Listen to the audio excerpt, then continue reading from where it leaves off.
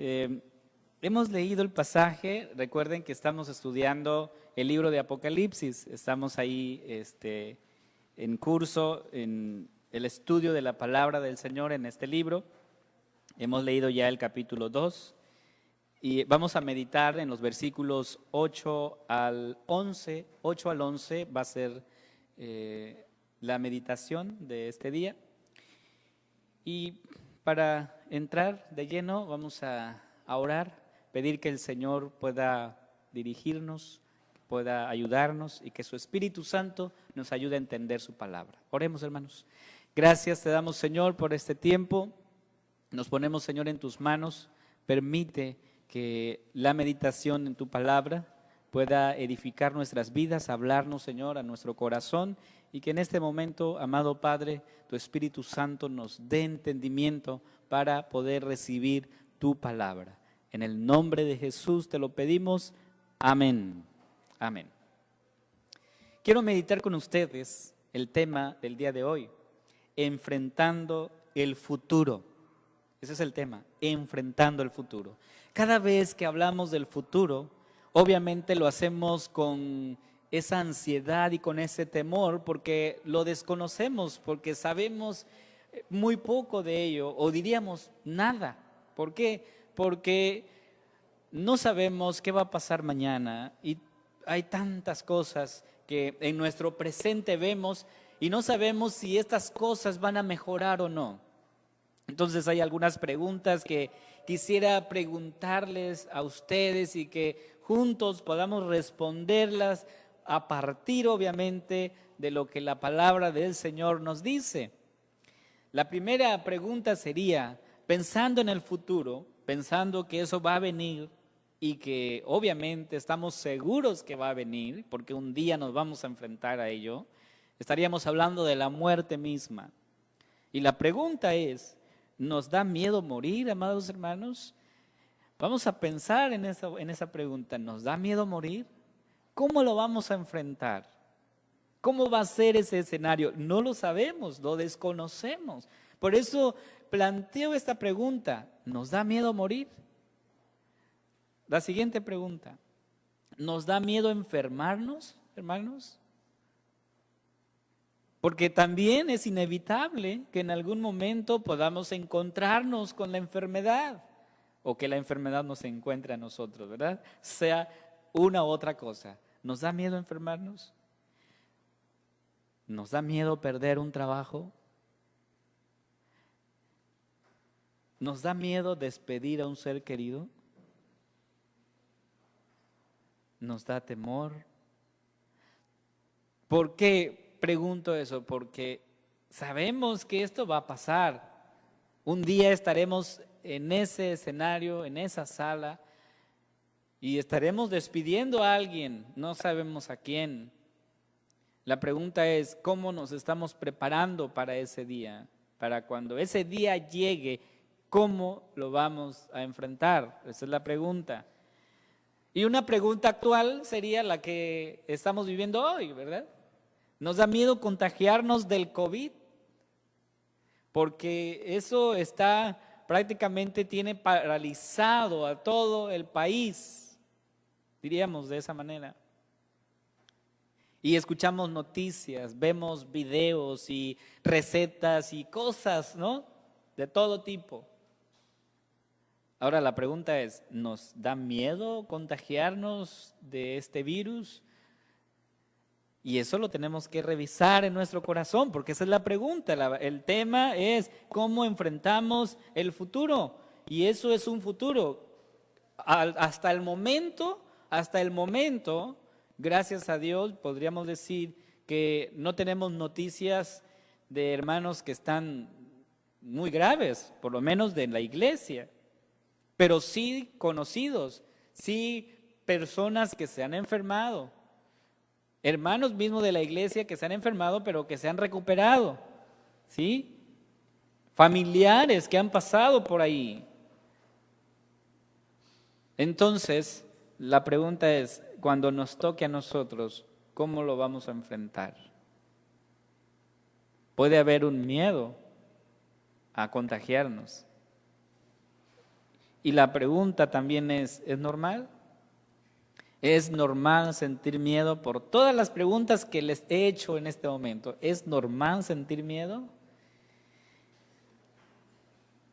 Sea desde el punto de vista que lo veamos y respondiendo, porque el texto nos va a responder.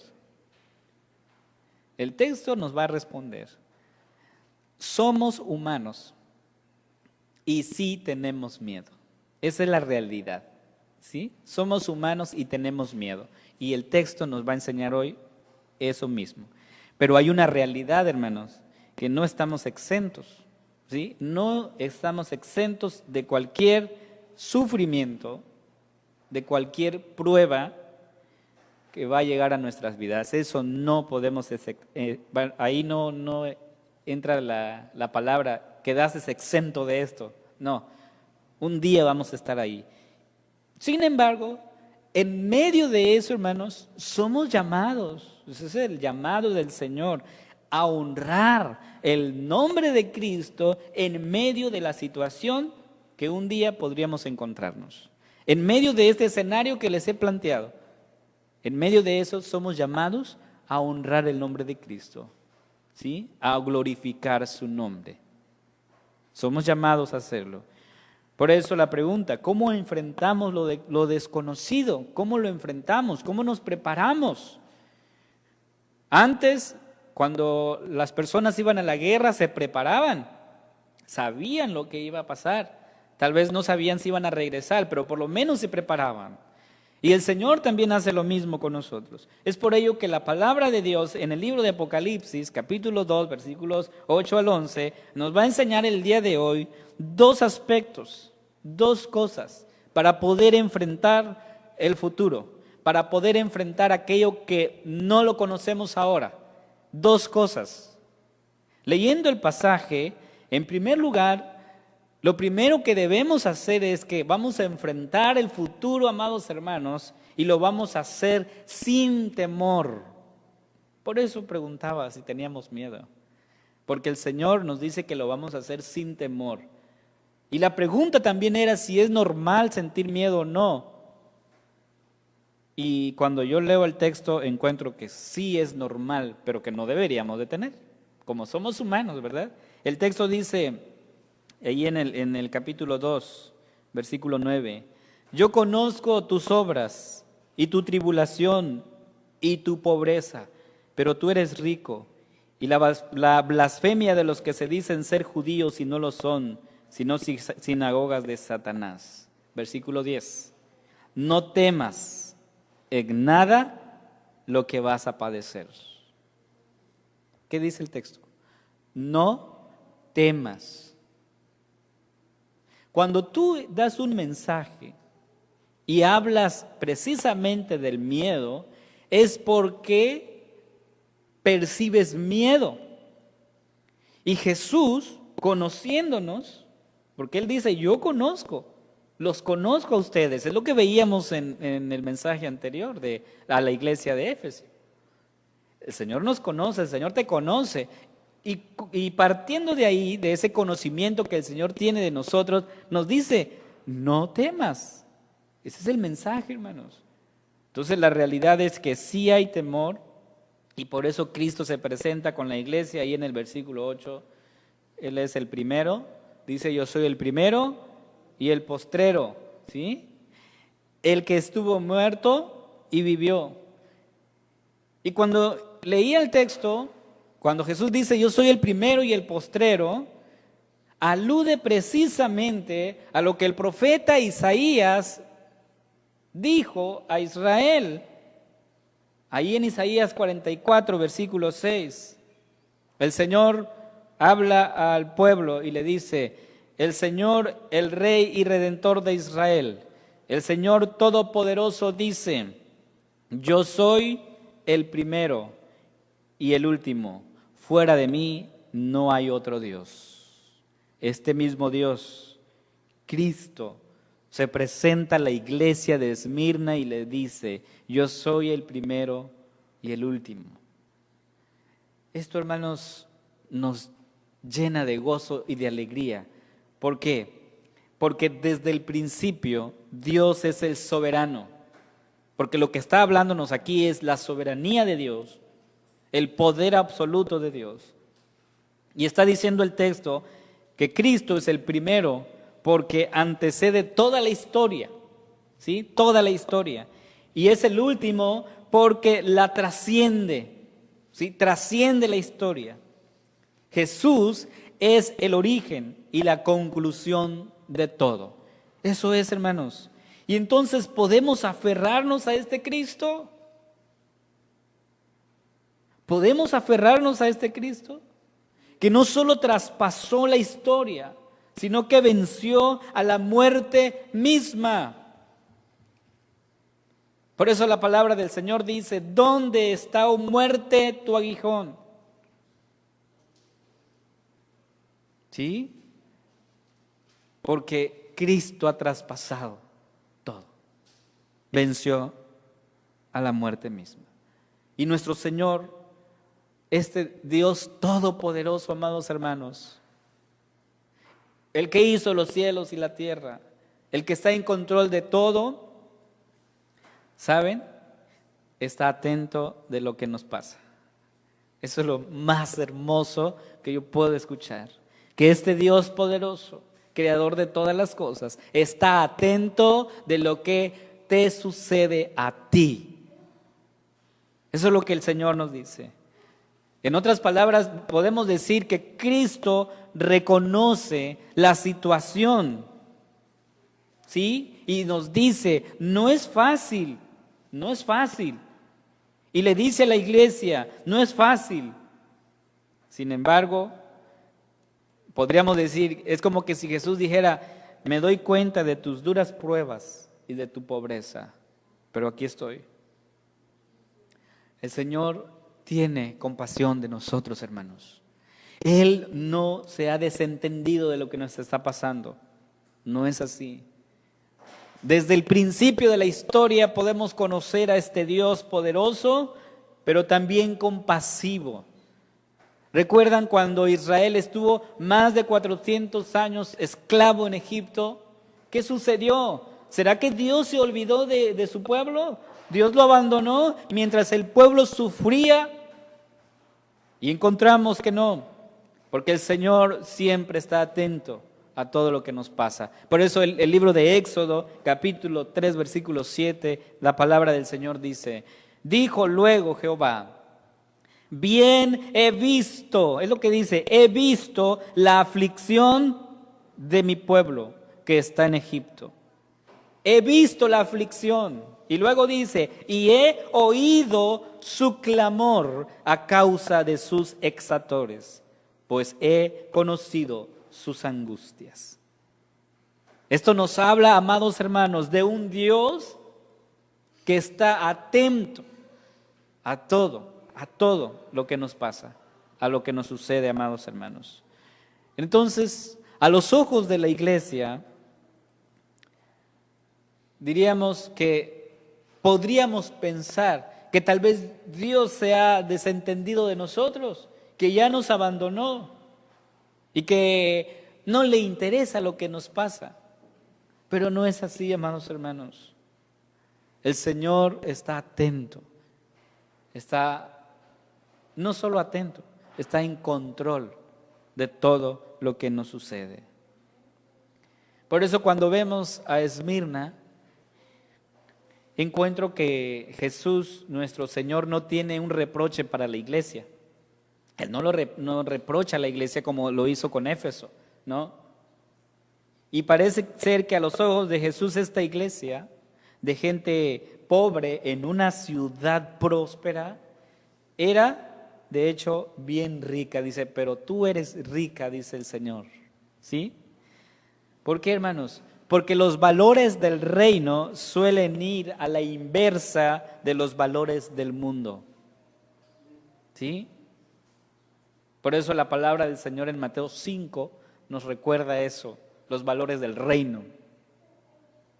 Bienaventurados los pobres en espíritu, porque ellos recibirán consolación.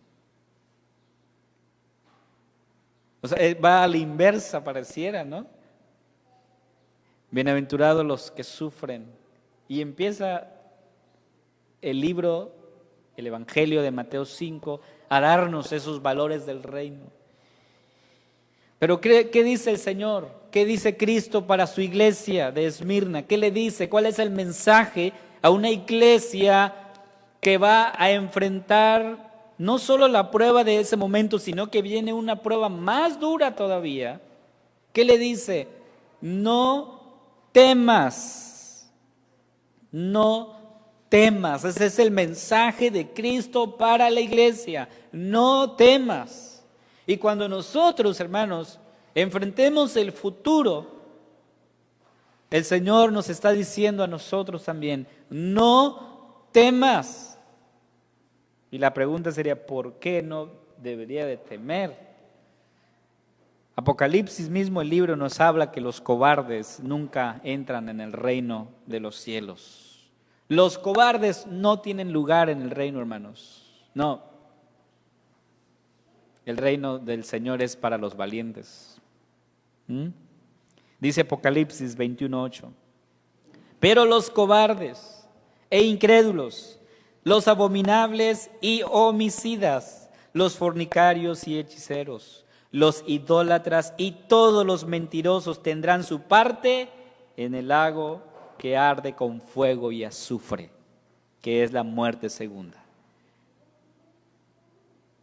Y me llama la atención porque Juan vuelve a repetir esto, o lo repite antes aquí en este mensaje a la iglesia, porque dice, el que tiene oído, oiga lo que el Espíritu dice a la iglesia. El que venciere no sufrirá daño de la segunda muerte. Y aquí Apocalipsis nos está hablando de la segunda muerte. ¿Y quiénes estarán en la segunda muerte? ¿Quiénes serán dañados?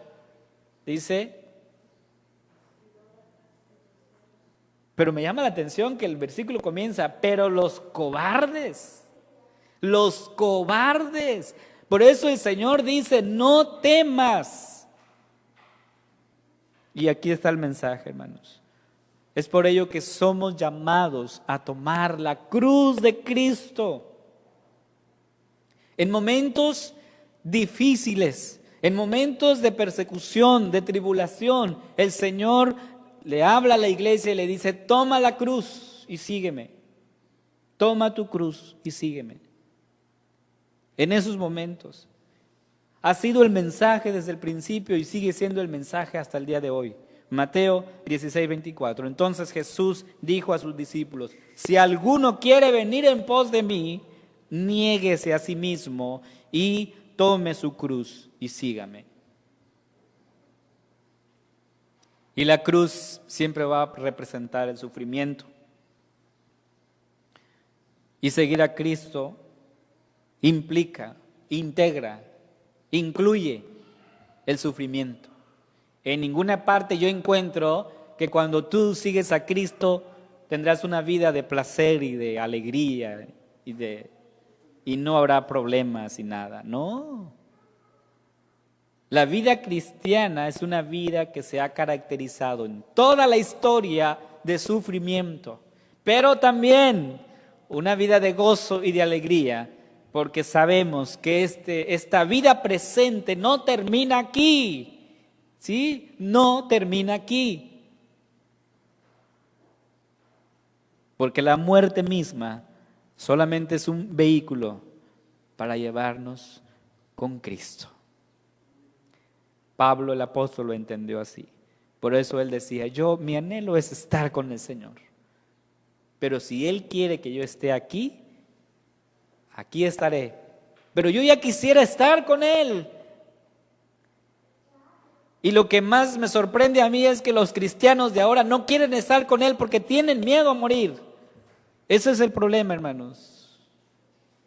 Por eso el Señor nos dice, no temas, no temas, es el mensaje. Cuando nosotros enfrentemos aquello que hasta ahorita no sabemos, lo desconocemos, que es el futuro, el Señor nos está llamando a que lo hagamos sin temor, sin temor. ¿Qué más nos puede pasar?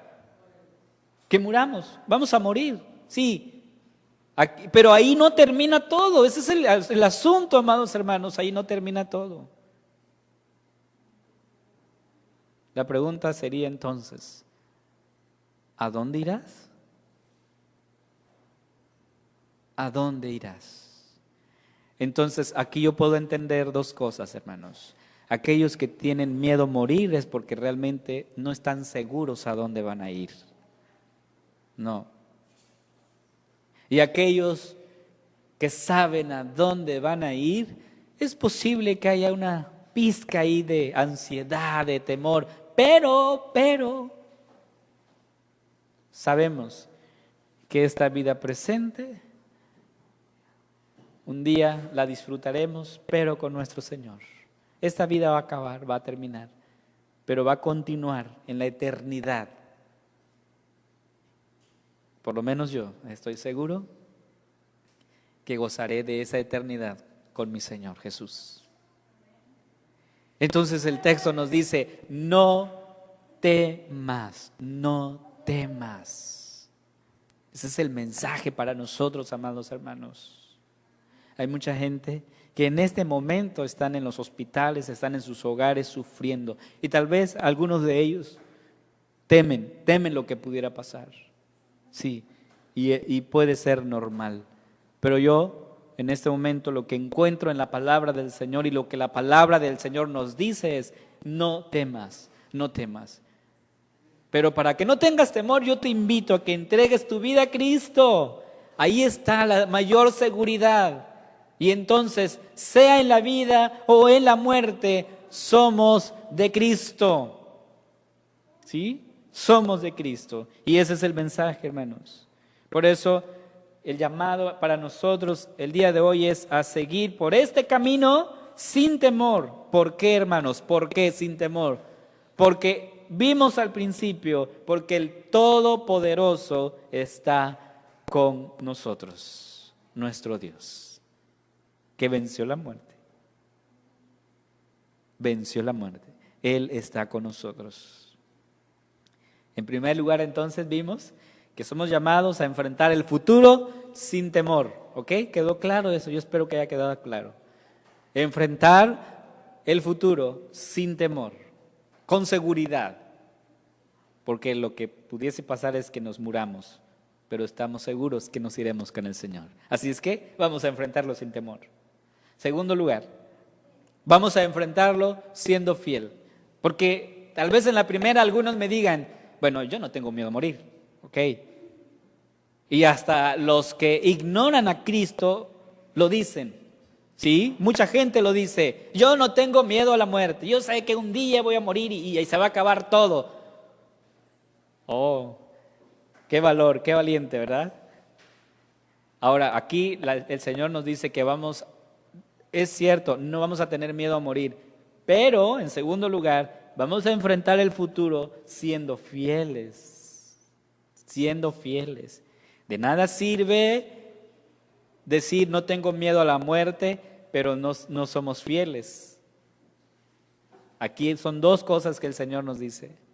Por eso el texto que estamos ahí estudiando, versículo 10, dice, no temas en nada lo que vas a padecer. He aquí, el diablo echará a alguno de vosotros en la cárcel para que seáis probados, ¿sí? Y tendréis tribulación por 10 días. Y viene la parte que estamos comentando. Dice, sé fiel hasta la muerte y yo te daré la corona. ¿De qué? De la vida. ¿Qué nos dice? Sé fiel hasta la muerte. ¿Sí? Ahí está el punto, hermanos. No solamente vamos a enfrentarlo sin temor, sino vamos a ser fieles, hermanos. Ese es el llamado para la iglesia, ser fiel hasta la muerte. La congregación de Esmirna no era mejor por tener más miembros, mayor presupuesto o mejores métodos y programas.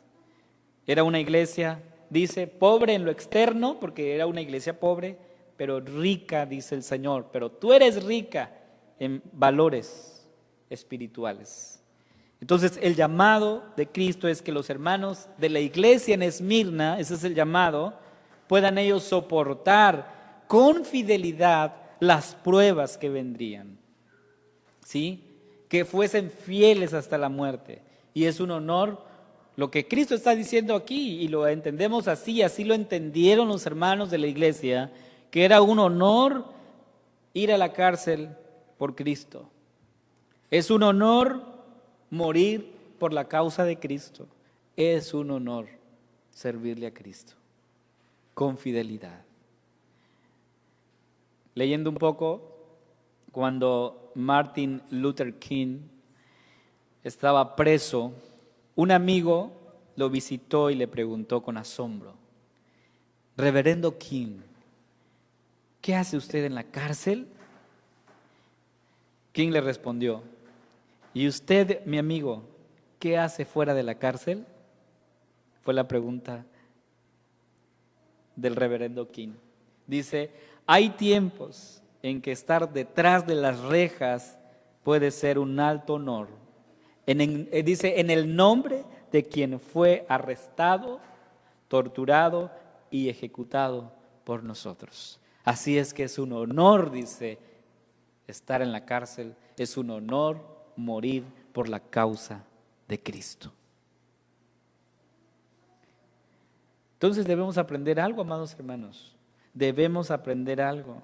Primero, que ser cristianos o ser cristiano es ser llamado a una vida de fidelidad. ¿Sí? Hemos sido llamados a una vida de fidelidad. ¿Y por qué? Porque Cristo fue fiel. Porque Cristo sigue siendo fiel en nosotros. Y porque Cristo seguirá siendo fiel. Nosotros también entonces debemos serlo. En Hebreos capítulo 3, versículo 1 al 2 dice: así que, amados hermanos, ustedes que pertenecen a Dios y tienen parte con los que han sido llamados al cielo, consideren detenidamente a este Jesús, a quien declaramos mensajero de Dios y sumo sacerdote. Versículo 2. Pues Él fue fiel a Dios, quien lo nombró, así como Moisés fue fiel cuando se le encomendó toda la casa de Dios. Fiel, hermanos. Somos fieles a Dios porque Dios ha sido fiel con nosotros, con su iglesia. Él ha sido fiel. Porque Dios es fiel, nosotros deberíamos serlo. Ahora la pregunta aquí es: ¿por qué Dios es fiel a nosotros? ¿Por qué Dios es fiel a nosotros?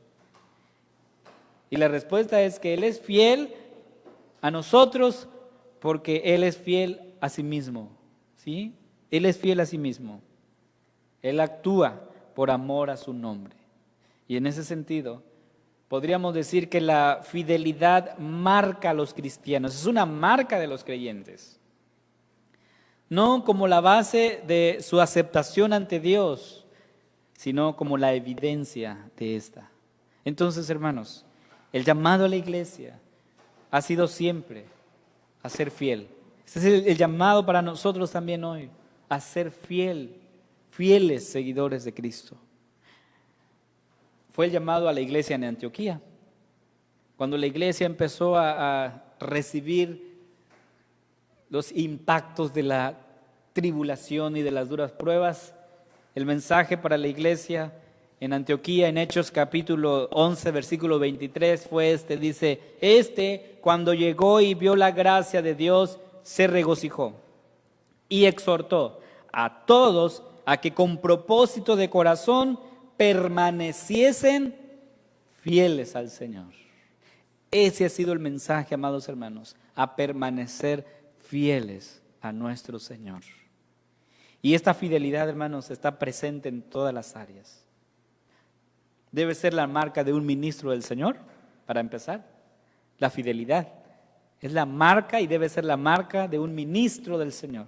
Dice 1 Corintios 4:17, por esto mismo os he enviado a Timoteo, que es mi hijo amado y fiel en el Señor. La marca, ahí está. Timoteo, un fiel ministro del Señor. Ahí está la marca. Debe ser la marca también de los líderes de la iglesia, no solo los ministros, también los líderes. Los líderes deben de caracterizarse por esa fidelidad hacia el Señor. Segunda de Timoteo capítulo 2 versículo 2 dice: lo que has oído de mí ante muchos testigos, esto encarga, dice, a hombres fieles que sean idóneos para enseñar también a otros. La marca de los líderes. El mensaje de Timoteo es que él está recibiendo es: encarga esto a hombres fieles que sean idóneos para enseñar. Entonces la marca de los líderes también es la fidelidad, pero también debe ser la marca de los miembros de la iglesia. No solo los ministros, no solo los líderes, sino también los miembros, ¿sí? Los miembros de la iglesia. ¿Y cómo se ve esto, hermanos? ¿Cómo lo podemos percibir? Dice tercera de Juan, versículos 5 y 6, el mensaje. Amado, dice, fielmente te conduces cuando prestas algún servicio a los hermanos, especialmente a los desconocidos, los cuales han dado, dice, ante la iglesia testimonio de tu amor. Ya hemos predicado y de hecho vimos una serie de sermones en esa carta de este hombre, de este hermano que ayudaba. ¿Cómo se llamaba este hombre? Dice Gallo, ¿verdad? Gallo. Él dice aquí el texto: amado, fielmente te conduces, fielmente, cuando prestas algún servicio. ¿Se dan cuenta que la fidelidad está presente también en la vida de la iglesia, en los miembros? Entonces, amados hermanos, esta iglesia fiel, esta iglesia que es llamada a la fidelidad, al fin de los tiempos escuchará esto que el Señor Jesús mencionó. Su Señor le dijo: bien, buen siervo y fiel, sobre poco has sido fiel, sobre mucho te pondré, entra en el gozo de tu Señor. ¿Escucharemos eso? Por eso yo quiero cerrar y terminar este mensaje. Hoy somos llamados a caminar sin miedo, hermanos. Hoy somos llamados a caminar sin miedo, sin ansiedad, pero sí con fidelidad ante nuestro Señor.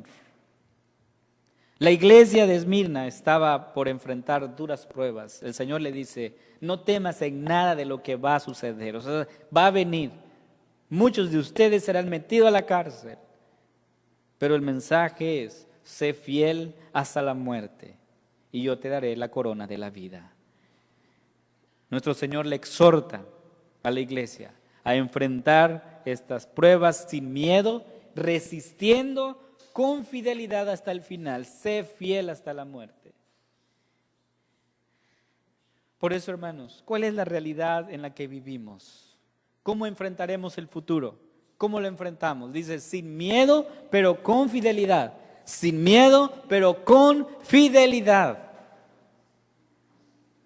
Pareciera que la iglesia vive y predica el evangelio de Cristo con miedo. Eso pareciera. Yo espero que no, hermanos. Yo espero que la iglesia se levante y en medio de esta oscuridad podamos levantar esa luz del evangelio. Porque, hermanos, yo no sé qué nos traerá el futuro. Yo lo ignoro. Porque teníamos muchos planes, muchos proyectos. ¿Y dónde estamos? Porque el futuro no lo conocemos. Pero estamos donde el Señor quiere que estemos. Amén. Por eso, hermanos, yo no sé lo que va a traer el futuro, pero sí sé que nuestro Dios está con nosotros. Así que mientras esperamos el regreso de nuestro Señor, sirvámosle, hermanos, predicando su evangelio, sin temor, siendo fieles en todo.